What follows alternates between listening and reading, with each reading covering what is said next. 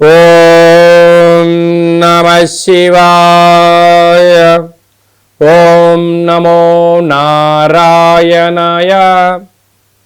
కర్మ నివారణ నరదృష్టి నివారణ కాళభైరవాయ నమో నమః. ఓం దిగంబరాయ విద్మహే సింహవాహనాయ ధీమహి తన్నో శ్రీ స్వర్ణాకర్షణ కాళభైరవ ప్రచోదయాతు.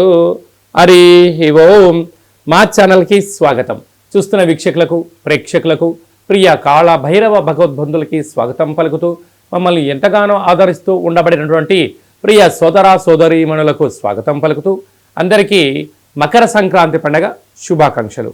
అందరికీ ఆ మకర సంక్రమణంలో ఏడాది తర్వాత రవి భగవానుడు మకర రాశిలో సంచారం చేసినప్పుడు అందరికీ శుభాన్ని జయాన్ని ఆయురారోగ్యాలు ప్రసాదించాలని మనసారా కోరుకోవడం జరుగుతుంది.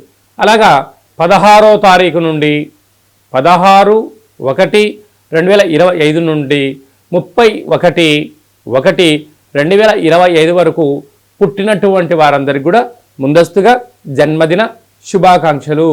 గతంలో వివాహం చేసుకున్న వారికి వివాహ వార్షికోత్సవ శుభాకాంక్షలు. ఈ వీడియో మీరు చూస్తున్నారు అన్నట్లయితే కాళభైరవ స్వామి వారి యొక్క ఆజ్ఞ మీ పైన ఉంది అని చెప్పి మీరు గుర్తు పెట్టుకోగలగాలి. అంటే కాళభైరవ స్వామి యొక్క ఆశీస్సులు మీ పైన ఉంటేనే ఇన్ని లక్షల వీడియోల్లో ఈ వీడియో చూసే భాగ్యం మీకు కలిగిందని.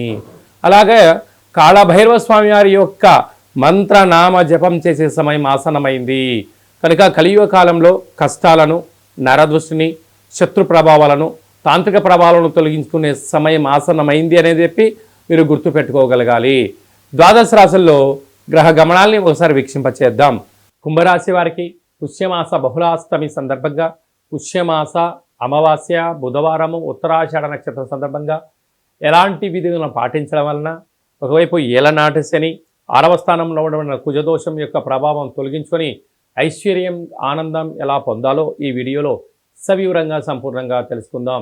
కుంభరాశిలో ఏ నక్షత్రాలు వస్తాయి అనగా ధనిష్ఠా నక్షత్రంలోని 3వ పాదం, 4వ పాదం, శతభిష నక్షత్రంలోని 4 పాదాలు, పూర్వాభాద్ర నక్షత్రంలోని 1, 2, 3 పాదములు కలిపితే కుంభరాశి. చాలామందికి పుట్టినటువంటి కాల సమయంలో డేటా ఆఫ్ బర్త్లు లేనటువంటి కారణం వలన పేరు యొక్క మొదటి అక్షరాన్ని అనుసరిస్తూ ఆ రాశిని తెలుసుకునే ప్రయత్నం చేద్దాం. గు, గే, గో, సా, సి, సు, సే, సో, ద అక్షరాల వారందరూ కూడా కుంభరాశి జాతకులే. కుంభరాశి యొక్క అధిపతి శని భగవానుడు. రాశిలోనే శుక్రుడు మరియు శని సంచార స్థితి ఉండడం వలన ధర్మబద్ధంగా, న్యాయబద్ధంగా, ఆధ్యాత్మికంగా ఉండడం వలన సూర్య నమస్కారం, సూర్యారాధన, పక్షులకు, వృక్షాలకు నీటిని దానం చేయడము వలన ఆధ్యాత్మికమైన చింతనలో ఉండడం వలన 90% ప్రమాదాలను నివారించే పరిస్థితి కుంభరాశి వారికి చాలా అధికంగా ఉంటుంది.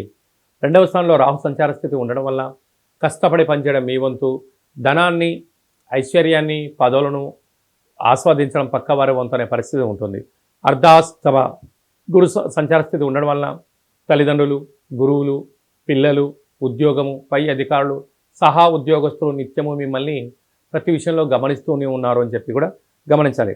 6వ స్థానంలో కుజ సంచార స్థితి ఉండడం వల్ల విదేశాలకు వెళ్ళాలని మీ కోరిక నెరవేరడం, స్థిరచరాస్తులు మీ సొంతం కాబోతున్నాయి. అదే కాకుండా అష్టంలో కేతు సంచార స్థితి ఉండడం వల్ల మీరు అలసిపోయారు, కష్టపడి ముందు ఎంతో వెళ్ళి కుటుంబ భారాన్ని మోసి కూడా ఇదంతా నేను ఎవరి కోసం చేస్తున్నాను, అందరినీ నన్ను సద్వినియోగపరుచుకుంటున్నారు, నాకు అక్కర ఆపద వస్తే కనీసం నన్ను పలకరించే నాథుడు లేడు అనే ఎనికి తిరిగి చూసే కాలం ఆసనమైంది. కానీ ఇది సత్యం.